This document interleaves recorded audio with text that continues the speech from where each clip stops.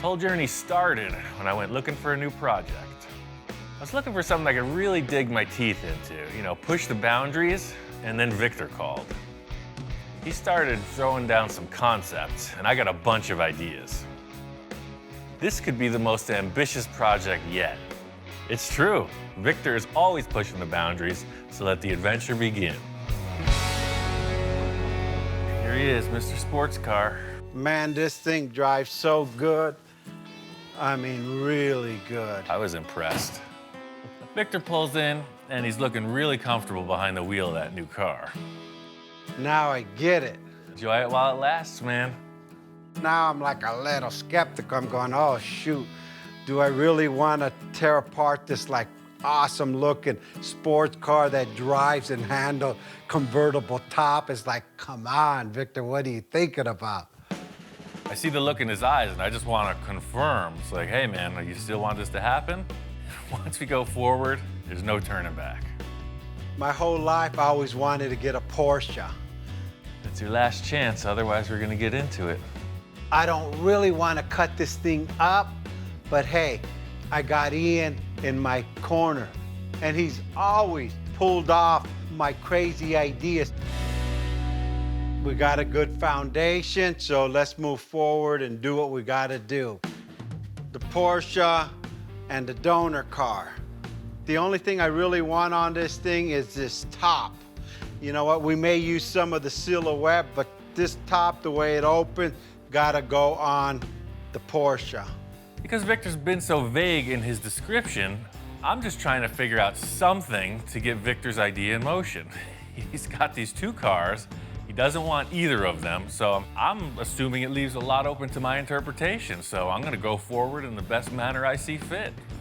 I think the most straightforward thing to do is for me to just cut this thing into multiple pieces, get the chassis out of the way, and then tomorrow we'll tackle that one. Here we go again. We're on the next journey. Where we're gonna end up, nobody knows. We don't even know. Ian looks at me thinking I know what the heck I'm doing, but in my mind, I don't know where in the heck I'm going. Victor's heading on out the door, and I tell him, enjoy that Porsche while it's still intact, because I got plans. That's my baby, right? You could cut the heck out of anything you want, just don't cut my top. Okay. Surgical precision. How do I look in this thing? You look good, man. All right, I'm out of Dodge. Have fun.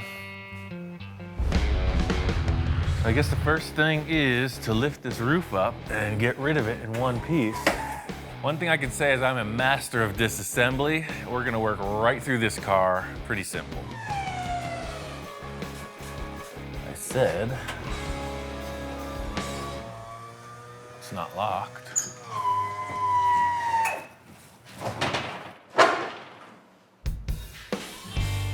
The one thing that was the sure thing, the main wish on the list, doesn't work. No good. Nothing. It's not even budging.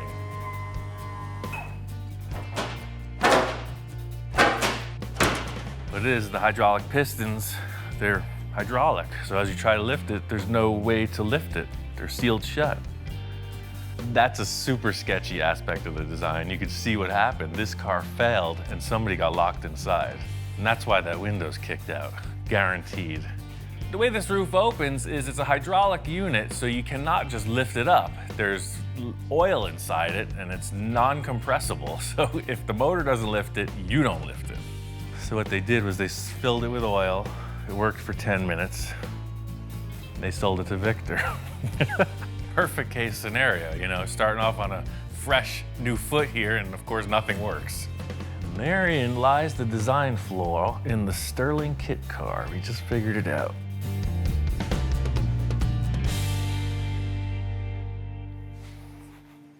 Just gonna cut these 4 bolts and start over.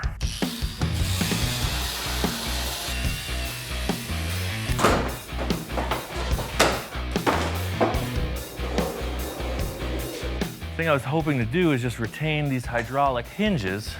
You can see all the fluid is just coming out of the top of the pistons. I'm just gonna cut it out.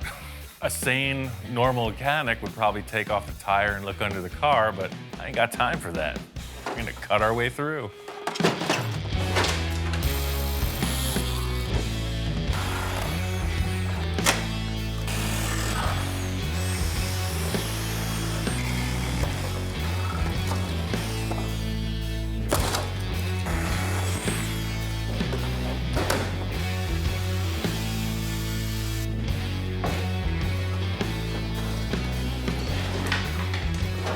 ugly body's out of the way, there's the pot of gold at the end of the kit car. It's a Volkswagen chassis, perfect running vehicle. I'm taking it home. The funny thing about putting this on the floor is all of a sudden it's just a concept car. It looked kind of weird up in the air with the Volkswagen suspension under it, but it actually looks more like some kind of a race car once it's laid down on the ground. Kit car is gone. Victor's bringing that Porsche back. It's a whole different process.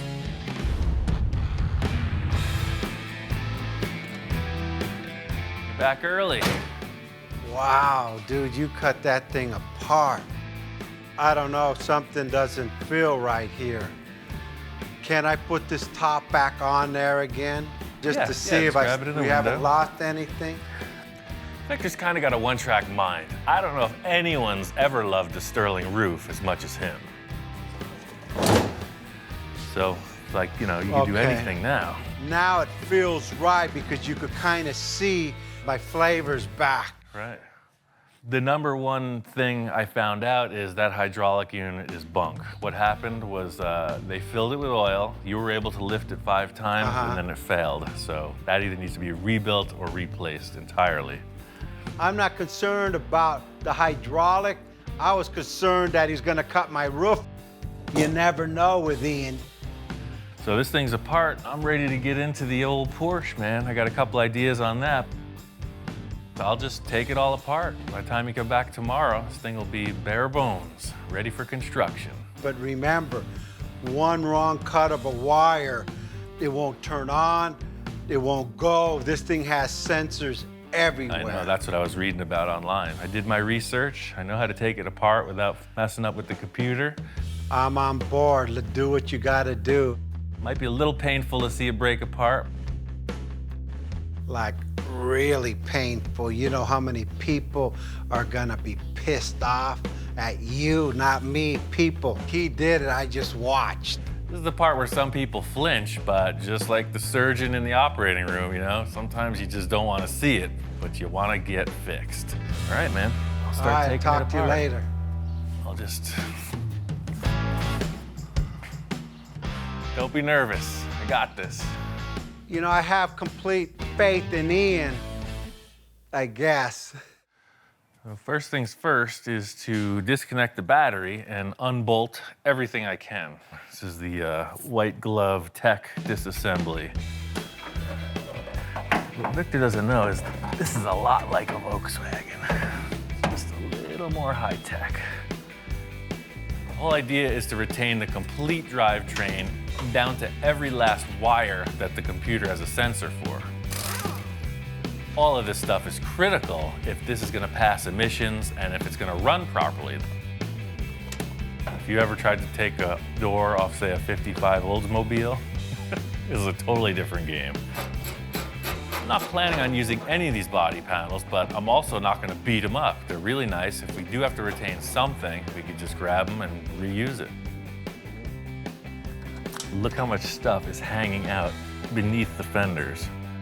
Looks like a freaking Robotron or something. You can see how much room there is in the front of this car, which is perfect for the low nose profile we want to get in the end result.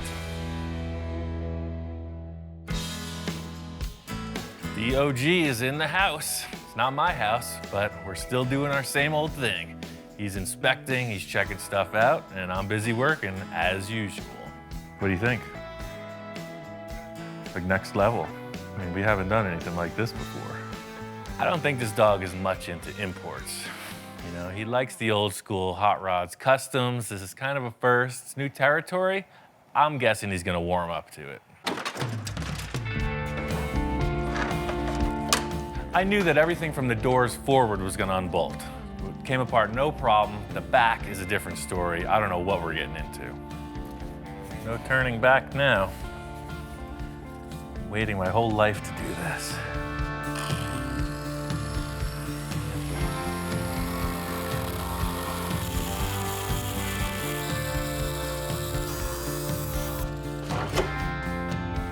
That's exactly what I was hoping to see. So now I can cut this bubble away and we got tons of room for a tire. He wants flavor, I got it right here. Tire's this big. After I cut the outer fender skin off, I saw the inner wheel tub and I realized we can cut a straight line front to back and it'll allow us much more clearance for a bigger rim and tire combo. There's nothing like the smell of freshly cut Porsche in the morning. Look at that. One last thing that's in the way, and I know we're not gonna need it, is the windshield. The thing about this Boxster is that the windshield frame is a roll bar, and it's got a bunch of electrical wiring going to the rearview mirror. Sometimes things don't come easy, you know? I started off with my surgical precision and got all caveman on it in the end.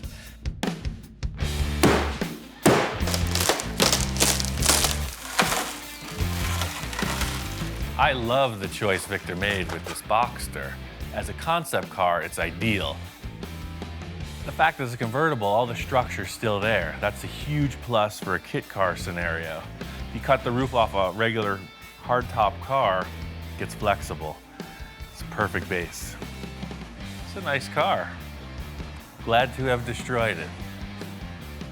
No turning back now.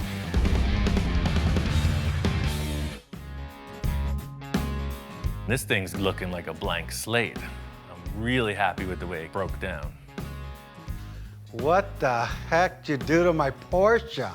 Victor comes in reacting in his typical way when he sees something that's pretty shocking. He's trying to hold it together. You know, I think he's a little concerned. I came in and man, it's like worser looking than I thought it would be. I mean, In taking this thing apart, it's really showed me how much room we have to be creative. There's no mechanical stuff ahead of the axle in the front or behind the axle in the rear. So it's pretty much open to whatever you want to do design-wise. As Victor's walking around, I'm just giving him a rundown of all the positive things I'm seeing in this vehicle underneath. How all the structure's still intact, how we didn't need that windshield that's broken all over the place in the corner, and he's responding. He's kind of getting it. Ian started explaining, then I started getting excited. Hey, this is the first step. You see all the wires, nothing's been cut. So everything we need to either bypass or reinstall, it's just a plug-and-play system. This thing has so many sensors on it. I told Ian, all I care about is that that car runs after it's all stripped. Apparently, he's found out that if you tamper with the electronics, these cars go into a safety mode and they won't start. Yeah. Everything is the same. Awesome, man. That's awesome. Like butter. That's why I took it apart this way. Hook the battery up, it runs. I think it's gonna be a good go-kart, man. Victor's become pretty attached to this car, and just seeing that it ran, you know, he wanted to hop in once more. No rear view mirror. Nothing. Nothing in your way. He wanted to sit in the car that's all cut apart. What's more fun than that? Still feels good. Same car, man. Look at the wind's hitting my hair. I can't do a burnout, but I could. That's pretty cool. I seen it, I feel it, I taste it. Now I'm excited. Where's the body at? Well, we got that other thing, and I'm not sure. We got to fit it on and see if we got even something to start with. Now that we're this far, we got to put that roof on, make it work.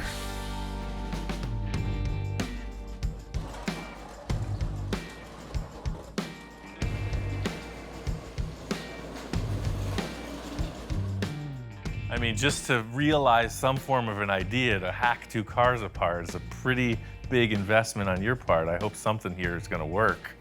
I gotta cross my fingers. 1, 2, I need more luck. 3, 4, 5, 6. Okay, let's go for it, man. The thing that I was mainly concerned with from the start is how wide that dashboard is. That actually fits. Wow. What the heck? It is literally the exact same width, pillar to pillar. The dashboard totally fits in there. That's ridiculous. That's my roof.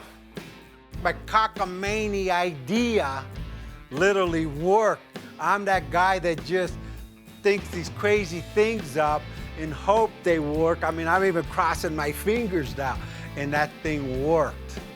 I think you rolled the dice and came up pretty good. Just seeing that this roof fits, I mean, that kind of makes me fearless at this point. I was very apprehensive, but I could see how your brain's working, you know? We could do anything. I mean, hey, now it's simple. We just got to design the whole car. The crazy thing is a lot of people might wonder what the heck we're so excited about, but you know, for me, it's the initial 2 days of mock-up, and that's what this proved, is that the concept is solid. You know, the whole car did have to get taken apart just so we could see this. When my children are born, it's like they're the most beautiful baby there is, and you're like, oh, and everyone's looking at it like, whoa, what's that guy looking at? The car only a mother could love. We got a little of that, a little of this, and a lot more of nothing. All we gotta do is build a car now.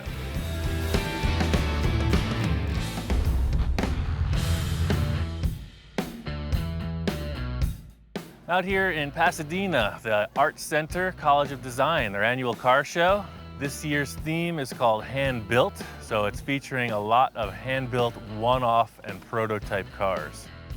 My homework assignment from Victor was try to find some flavor. You know, he's using that term constantly, so I'm not looking for any specifics here. Just trying to see what's on the ground and what's in the classroom. The coolest thing about this show is that it's all invited guests, alumni, designers, cream of the crop. So all of the cars here have some design elements to pull from, whether it's super antique or super futuristic. A few years ago, I was invited to this show with the Space Junkie in its first incarnation, so it was really an honor to be invited. You can see the stuff here is world class.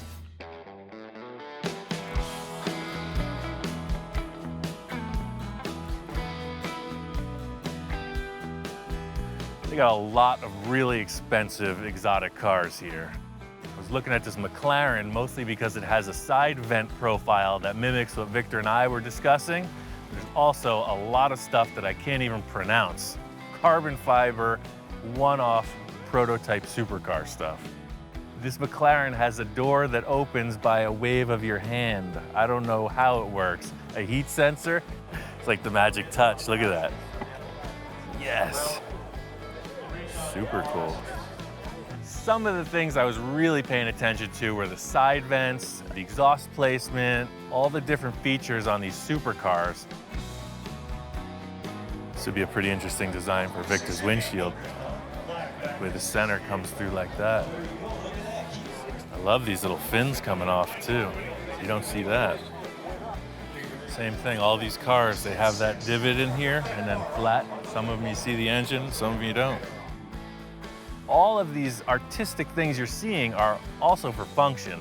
Tons of air vents, streamlined, just everything about them is about making the car fast and efficient. There's one bluish black car, all hand-laid carbon fiber. The exhaust is incredible, the interior is unreal. It looks like a video game rendering, but in 3 dimensions. It's like looking at any artist's work. They go through this phase or that phase, you see the work progress. When you look at the early cars, you see how it's evolved into what's going down the road today. So you can see how they're kind of dated. You know, the more modern ones are way more radical than these. Same thing with this one. That's the crazy thing. When you see the super modern stuff, if you didn't know the history, you wouldn't be able to identify them just by the look. But after studying it for a bit, they're pretty easy to pick out. You know what brand's what when you're looking at certain aspects of the vehicle. Walking through the center of the show, this is where they have all of the hand-built, one-off vehicles. A lot of aluminum bodies, just really incredible design and fabrication skill. I think this is freaking great, man. We're looking at this aluminum body that was made in the 50s or 60s, very simple craftsmanship and tooling, and the result is like world-class finish. This guy knows his work for sure. This car's in bare metal, no filler, you can't see any seams, and there doesn't appear to be any waves in the panel work.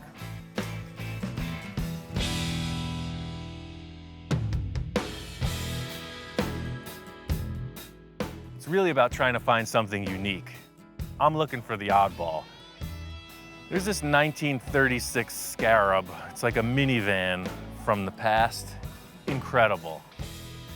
The thing I love about 30s cars is the Art Deco stuff. This is totally inspired by some kind of an insect. You see the beetle on the front, the way this all opens up. I don't even care how this applies to the car we're doing, but come on, flathead V8 in the back. I want this. I'll trade this guy 6 cars for this car.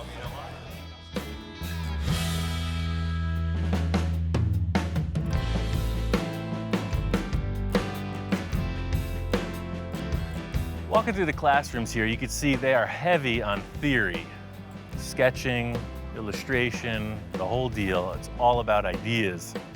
The Art Center is all about the new young talent, and I'm kind of scamming in a little on that. Checking out the classrooms, looking around, see what all the hot young designers are up to. It's really about trying to find something unique. I want something that's completely unidentifiable and like hypnotizing. I'm really charged up. I got a million ideas. I took a bunch of pictures I want to share with Victor. I think we're ready to get started on this build.